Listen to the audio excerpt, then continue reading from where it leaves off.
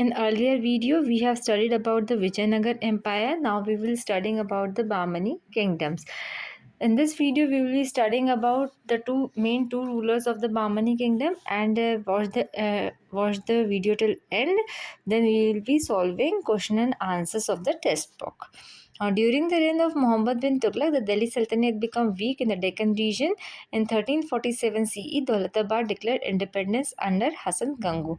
Now, क्या हुआ कि जब मोहम्मद बिन तुगलक के टाइम पर दिल्ली सल्तनत वीक हो गई थी, कहाँ पर, खासकर डेक्कन रीजन में, तो दौलताबाद को इंडिपेंडेंस घोषित कर दिया गया था.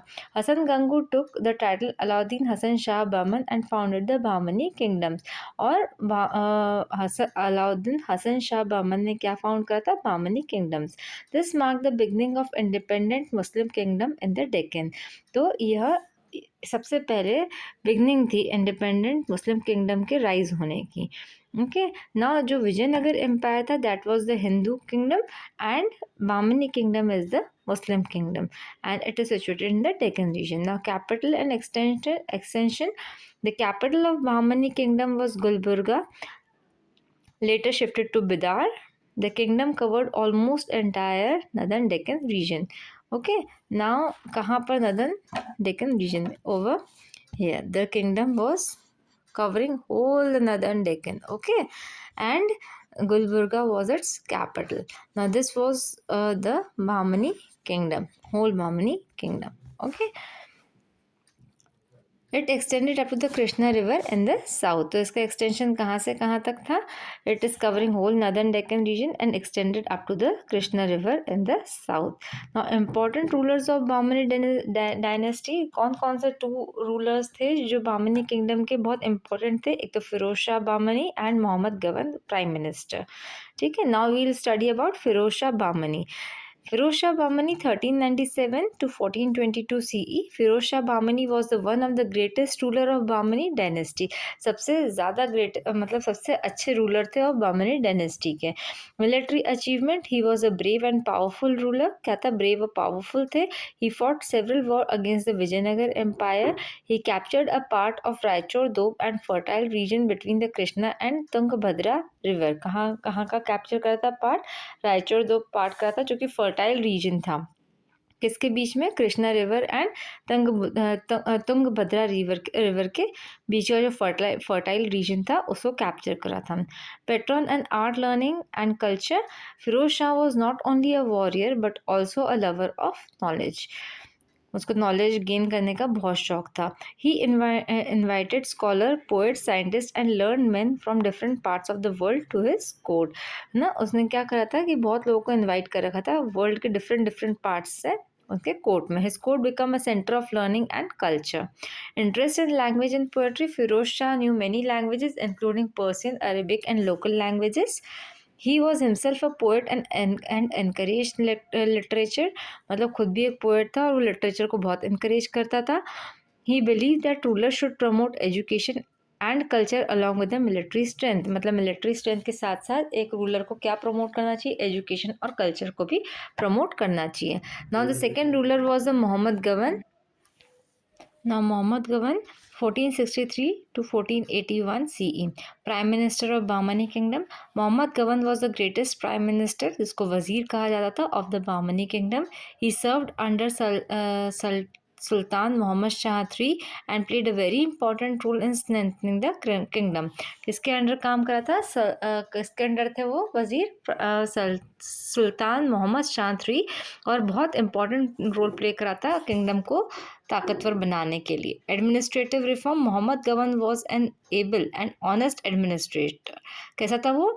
बहुत काबिल था और ऑनेस्ट था. He introduce several reforms to improve governance. He reduced the power of corrupt nobles and brought discipline in administration. Corrupt nobles को उन्होंने ख़त्म कर दिया था उसने, और डिसिप्लिन लाया था एडमिनिस्ट्रेशन में। He work to make a government efficient and fair. Government को कैसा बना दिया था? फेयर बना दिया था, मतलब कि किसी के साथ कोई करप्शन नहीं होना चाहिए, झूठ सच नहीं होना चाहिए, इस तरह का उसने गवर्नमेंट को इतना एफिशिएंट बना दिया था। Trade and agriculture, he promoted trade and commerce with increase the wealth of the state. क्या प्रमोट करा था? ट्रेड एंड कॉमर्स को, जिससे कि वेल्थ स्टेट का क्या हुआ? वेल्थ अच्छी हो गई थी। Ports were developed and foreign traders were encourage. इसके कारण पोर्ट्स डेवलप होने लग गए थे और बाहर से जितने भी ट्रेडर्स थे वो आने लग गए थे। He took special steps to improve agriculture by repairing tanks and canal. और एग्रीकल्चर को कैसे इम्प्रूव करा? टैंक्स और कैनाल को इम्प्रूव करके। This measures brought prosperity to Bahmani kingdom. Bahmani kingdom में क्या लग गई? इससे वेल्थ अच्छी क्रिएट होने लग गई, शांति रहने लग गई, लोग अच्छे से रहने लग गए। नाउ मिलिट्री अचीवमेंट क्या कहते हैं मोहम्मद गवन के? Muhammad Gawan was a brilliant military commander. He led successful campaign against Vijayanagar Empire, Konkan region, Odisha and Sangameshwar. किस किस के अगेंस्ट सक्सेसफुल कैंपेन रहे उसके? Vijayanagar empire, Konkan region, Odisha and Sangameshwar. Under his leadership the Bahmani kingdom expanded and become powerful. Bahmani kingdom Mohammad Gawan की leadership के under कैसा होता गया? फैलता जा रहा था और पावरफुल होता जा रहा था। Educational contribution, Madrasa of Bidar.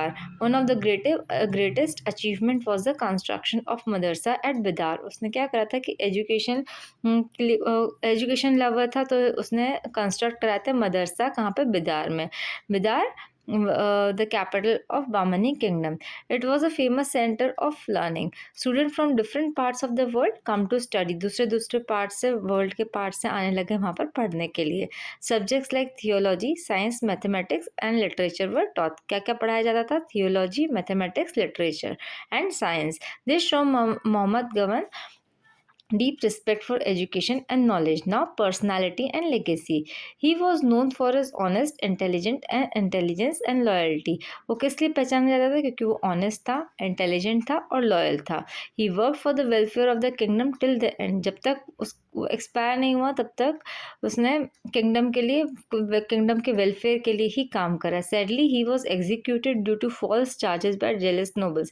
क्योंकि करप्ट नोबल्स को उसने हटाया था तो उससे लोग जेलसी भी करते थे, इसके कारण उसे वहाँ से उसे एग्जीक्यूट कर दिया गया था, उसे हटा दिया गया था उसकी पोस्ट से।